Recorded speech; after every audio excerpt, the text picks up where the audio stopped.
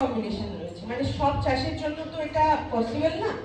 তো ধান মানে বড় সিজন এবং খারিফ সিজন, যেটা রবি সিজন রয়েছে, শীতকাল এবং বর্ষাকাল, দুই সিজনে হয় আপনাদের ধান চাষ করতে হবে, না হয় ধান ভুট্টা, না হয় ধান সর্ষে। এই তিনটে ফসল কেন করা হয়েছে? কারণ এই তিনটে ফসলে আমাদের রেসিডু, মানে যে খড় থাকছে বা অবশিষ্ট অংশ থাকছে, সেগুলো বেশি পরিমাণে পাওয়া যাচ্ছে এবং সেখান থেকে বেশি কার্বন ক্রিয়েট হয়।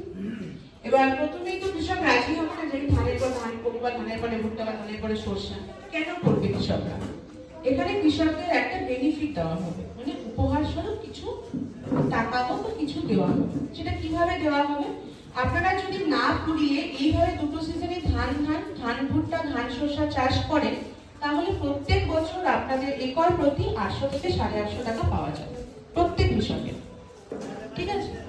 এবং এই প্রজেক্টটা 20 বছর পর্যন্ত চলবে। তার মানে 23-24-এ যেটা শুরু হয়েছে, অডিট হবে মার্চে গিয়ে, মানে নেক্সট ইয়ার মার্চে গিয়ে অডিট হবে।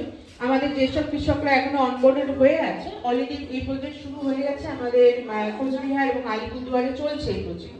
তো সেখানে যেসব কৃষক আমাদের অলরেডি অনবোর্ডেড আছে, তারা মার্চ বা এপ্রিলে কিছু টাকা পাবে তাদের জমিতে কিরকম কার্বন ক্রেডিট হয়েছে তার উপর। এবং নেক্সট ইয়ার আবার 2025-এ মার্চ এলে আবার হবে, 2026-এ মার্চ এলে আবার হবে, এইভাবে